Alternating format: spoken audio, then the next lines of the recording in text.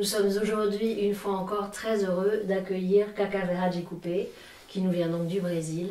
Et aujourd'hui, la question que nous aimerions lui poser est en quoi la sagesse ancestrale que Cacá Verade Coupé apporte, en quoi cette sagesse peut nous être utile pour nous qui vivons dans des sociétés modernes occidentales.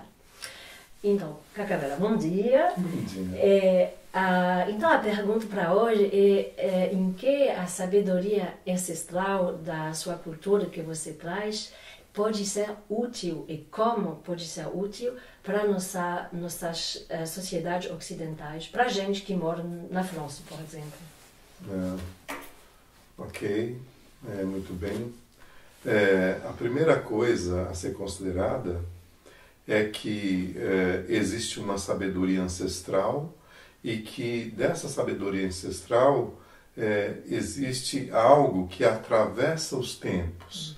Existem princípios dessa sabedoria ancestral que não foram importantes só para o passado, mas que são importantes para qualquer tempo. Donc la première chose qu'il est important de considérer, c'est que dans cette sagesse ancestrale, il y a des principes, les principes de cette sagesse qui ne sont pas simplement liés à un temps ancien, mais qui en fait traversent les temps. Primeiro princípio, nós temos conversado durante alguns encontros, que é o princípio da filiação à terra, que é o princípio de que nós somos filhos da Mãe Terra, porque ela é uma grande consciência e nós somos descendentes dessa grande consciência. Donc le premier principe dont nous parlons régulièrement dans les rencontres, c'est qu'en fait, la Terre-Mère est une conscience, est une intelligence. Et que nous, êtres humains, nous sommes les enfants de cette Terre-Mère. E o segundo princípio diz respeito sobre a interdependência.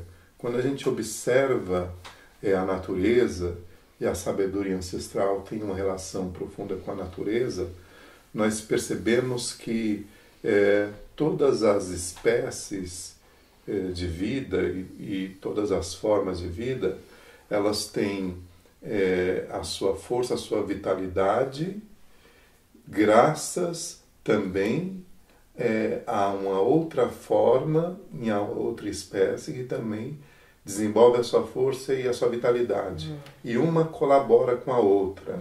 Então essa interdependência, ela é colaborativa. Et donc le second principe, c'est le principe de l'interdépendance que cette sagesse ancestrale, cette culture ancestrale nous apporte. Et c'est en fait le fait que les différentes espèces, elles collaborent entre elles, elles s'apportent quelque chose mutuellement, elles sont dans une forme d'interdépendance collaborative. E o terceiro princípio diz respeito a uma sabedoria, a um ensinamento que fala sobre a característica impermanente da vida material, mas que é sustentada por um mistério que permanece. Et donc le troisième principe que donc apporte cette philosophie ou cette sagesse ancestrale, c'est cette notion d'impermanence. Que en fait l'impermanence est ce qui sous-tend toute l'expression de la vie et qui en fait se manifeste aussi à travers une forme de mystère éternel.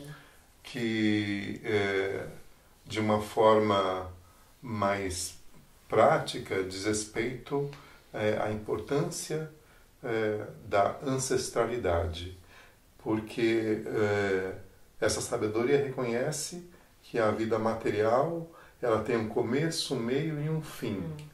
Mas existe uma origem comum a todos nós que permanece. Et donc en fait cette sagesse aussi parle du fait qu'il y a un début, un milieu et une fin à toute vie. Mais que aussi nous possédons une origine commune et que c'est cette origine commune qui est permanente, c'est elle qui dure. E portanto nós devemos honrar essa origem. Et c'est pour cela qu'il est important d'honorer cette origine. E essa origem é imaterial. Et cette origine-là, elle est immatérielle. Nós chamamos o grande espírito. Nous la nommons dans notre sagesse le grand esprit. E o quarto ponto, quarto princípio dessa sabedoria ancestral, diz respeito sobre a diversidade. Et le quatrième principe de cette sagesse ancestrale a à voir avec la diversité. Porque quando a gente olha a natureza, a gente percebe que uma espécie, uma forma de vida, numa floresta, e ela só é forte, é pujante, porque há uma diversidade de espécies.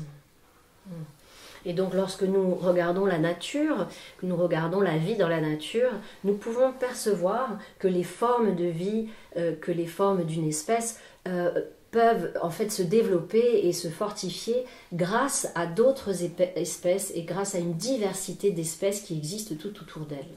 Ou seja, esse princípio diz que a diversidade é que traz riqueza. Et donc, de fait, ce principe dit que c'est la diversité qui apporte la richesse. E quando há uma exclusão, há desequilíbrio.